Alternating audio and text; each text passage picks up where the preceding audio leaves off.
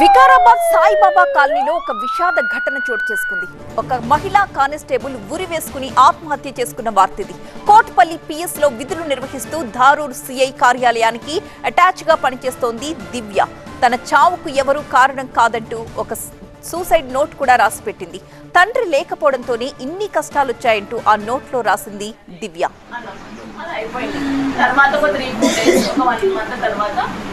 ఒకసారి ఎంక్వైరీ చేసిండు. అయితే ఇదేమన్నాడు డిపార్ట్మెంట్ వద్దురా పిల్లలకు.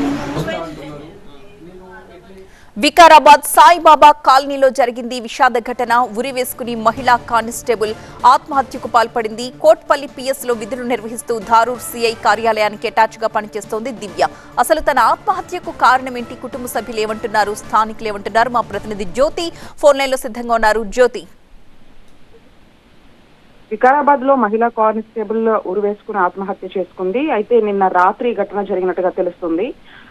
గంగారం సాయిబాబా కాలనీలో ఈ కానిస్టేబుల్ నివసిస్తుంది. కోట్పల్లి పోలీస్ స్టేషన్ లో విధులు నిర్వర్తిస్తూనే ధారూర్ సిఐ కార్యాలయానికి ఇటీవల కాలంలోనే ఆమె అటాచ్ చేసినట్టుగా తెలుస్తుంది. కానిస్టేబుల్ దివ్య ఎవరైతే ఉన్నారో ఇటీవల కాలంలోనే ఆమెకు ఒక మ్యాచ్ రావడము, ఆ మ్యాచ్ కు సంబంధించి తాను ఇష్టం లేదని చెప్పడం, దీంతో తాను ఆ పెళ్లికి సంబంధించి ఇష్టం లేక ఏ విధంగా ఆత్మహత్యకు పాల్పడిందా లేదు అంటే ఇంకేమైనా కారణాలు ఉన్నాయనేది తెలియాల్సినటువంటి అంశంగా చెప్పుకోవచ్చు. ఇప్పటికే ఘటనా స్థలానికి చేరుకున్నటువంటి పోలీసులు అక్కడ ఒక సూసైడ్ నోట్ ను కూడా స్వాధీనం చేసుకోవడం జరిగింది. ఆ సూసైడ్ నోట్ లో ప్రధానంగా అమ్మా నాన్న క్షమించండి అని చెప్పి తను రాసినట్టుగా తెలుస్తుంది. అయితే ప్రధానంగా ఏదైతే వచ్చినటువంటి మ్యాచ్ కారణంగా తనకి ఇష్టం లేక ఆత్మహత్యకు పాల్పడిందా లేదు అంటే ఇటీవల కాలంలో ధారూర్ సిఐ కార్యాలయానికి అటాచ్ అవ్వడము, అంతేకాకుండా మృతికి సంబంధించి పని ఒత్తిడి ఇంకా ఏదైనా కారణాలు ఉన్నాయా అనే దానికి సంబంధించి మాత్రం పోలీసులు కేసు నమోదు చేసుకుని దర్యాప్తు చేస్తూ ఉన్నారు. ప్రధానంగా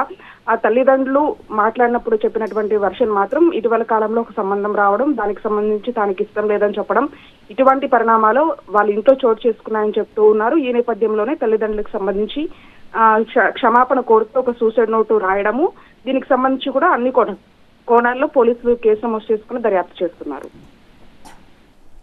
రైట్, థ్యాంక్ యూ జ్యోతి. దివ్య నివాసం నుంచి ఆమె మృతదేహాన్ని తరలిస్తున్న దృశ్యాలు ప్రస్తుతం మనం చూస్తున్నాం.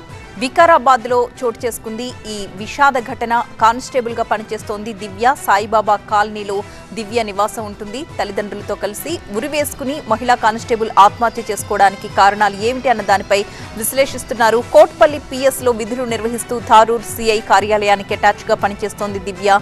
తన చావుకు ఎవరూ కారణం కాదని దివ్య ఒక సూసైడ్ నోట్ కూడా రాసిపెట్టినట్లుగా చెప్తున్నారు.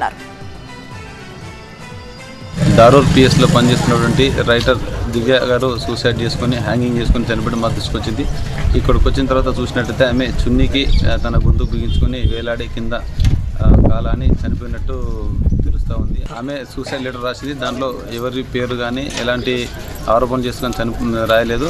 కేవలం అమ్మ నాన్న క్షమించండి, నాన్న క్షమించండి, నాన్న లేకపోవడం వల్లే మనకి బాధలు కష్టాలు, నా చావులో ఎవరికి ఎందులో ఎలాంటి అది లేదు, నా వాళ్ళే చనిపోతున్నాను, నా చావుకు ఎవరు కారణం కాదని చెప్పింది.